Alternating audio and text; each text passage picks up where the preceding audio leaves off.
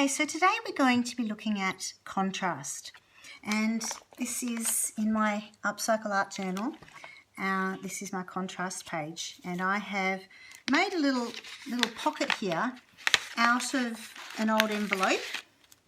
So if I actually hold that up and you have a little look inside there, you can see it's just one of those envelopes.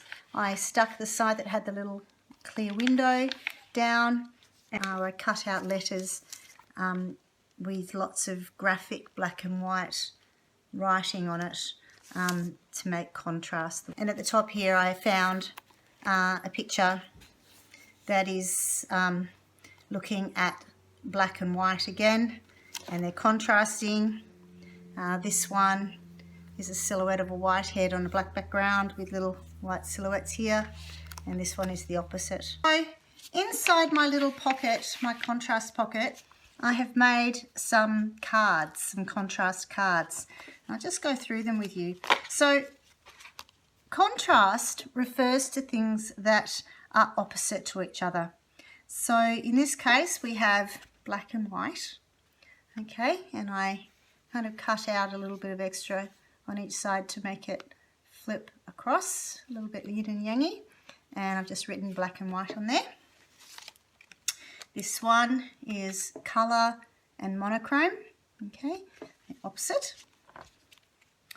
This one I have fuzzy or soft, okay, so this part of the drawing is very soft and flowing. They're not very strong or distinct lines. And this part over here is very crisp and hard looking, so they are opposites. And this one here I have rough, so this is actually a textured paper against a smooth paper. And this one I'm using complementary colours, so red and green opposite each other on the colour wheel.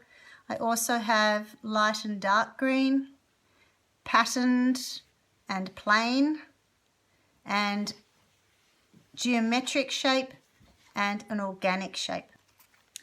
This one here is light and dark blue and blue and orange. Okay, so they're again complementary colours opposite each other on the colour wheel. And here we have big circle and small circles, with big writing in the big circle and small writing in the small circles, and black and white. And finally, I have this one where I was just really experimenting with lightness and darkness. So the orange is a lighter colour than the black, so light and dark. And then this pattern is an irregular pattern. It means there's like patterns, blobs sort of going in all directions. It's a little bit of an organic pattern. And on the triangle, they are bricks, so they're very regular. Okay, so we've got a regular pattern, an irregular pattern, and so the lights are being a little bit funny there. And we have a pointy shape, triangle, to a round shape. So again, quite a few on that one. All right, so this actually took me a fairly long time to make. It really requires quite a lot of thinking and problem solving as you're looking around.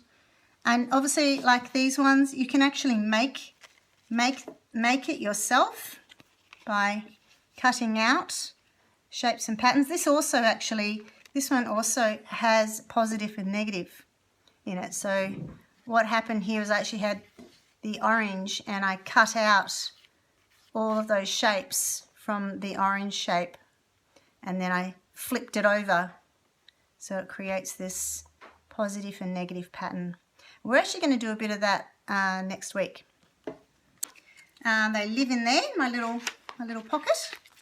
You can choose to make your contrast cards and present them like I have, in a little envelope or some sort of little pocket. You might like to actually put pages together and make some little envelope out of your pages of your book. Or you can choose to do your contrast page as an actual poster. okay, which is a bit like what I've done with the line one, and what I asked you to do with the organic and geometric shapes. But I think we've kind of done that sort of thing. This is a little bit more fun, you know, because you're sort of making little small pictures, and so it's, you know, it's kind of fun. But it's up to you which way you want to go. And I'm going to show you, if you are going to make the cards, I just used some cardboard from a flower box, trimmed it down to make it nice and neat, and then I trimmed that into 3 pieces, 2, 3. So use a little ruler just to make them nice and straight, and so then they are all the same size. Okay, in one box you can basically get 2 large rectangles, which you can then make down to 3 on each side, so you get 6 cards from one box. All right, then the treasure hunting begins, and like I said, it does take a little bit of time. What you're looking for is, as you're going through your magazines, you might noticing that in photographs, particularly photographs that have been posed and taken by professional photographers, even this one here has got contrast in it. The lightness of the shelves to the darkness of the wall behind. That kitchen is full of contrast. Okay, so we've got the white tiles, the black doors, the light coloured floor, and even like the textures. So the doors are quite plain, while the tiles are all in a fishbone type, herringbone pattern. But if for my card, I would probably just maybe choose, say if I was looking for a regular pattern, these tiles would be a good example of a regular pattern.